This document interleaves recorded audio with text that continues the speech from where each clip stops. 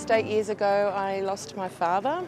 My father and I had a very close relationship. We were very good friends. We had a lot of happy memories together, and I really miss him.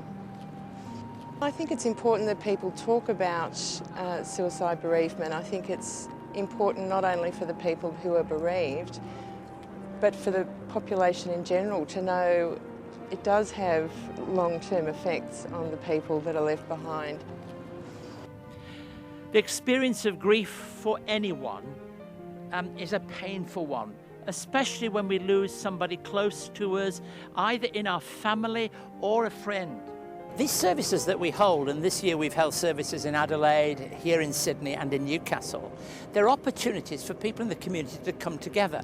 I think sometimes we might think if we hold a service of this kind, it might be a bit too public, something that's in, but we come to a place like here at the Opera House by the water because we think it gives the people in the community the opportunity to be with others who are experiencing grief of this kind, and I think it's a very supportive experience for people. Some people come back year after year, and I don't mind that at all, because I think the journey of suicide isn't just solved, it isn't just put behind us after a year, it is something that you live with and you learn how to handle. So therefore the service is important. It's very comforting to be around other people who know how you feel. It's quite an isolating form of grief.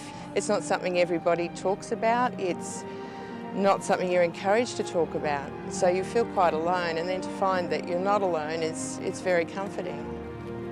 I've found that there's all kinds of people are affected by this, and it's not just people from different walks of life, it's people with different relationships with others. I've been approached by a couple of my father's colleagues who have been profoundly affected by this, who it's weighed on them heavily for a number of years.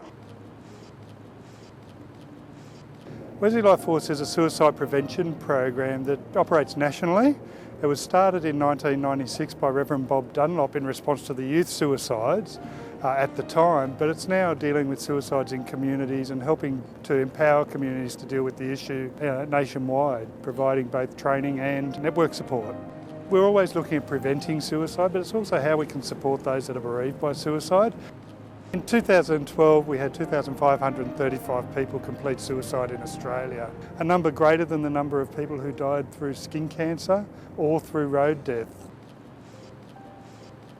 The main message that we give through a service of this kind is that there is hope, there is comfort. As a Christian minister, I have no hesitation in talking about those things, but I know you have to be sensitive in talking about them because religious people have not always been helpful when we talk about these themes. But in this open air setting, we talk about the comfort of God and the comfort of each other, and that, I hope, is not just a message that we speak here, but one that people take away with them.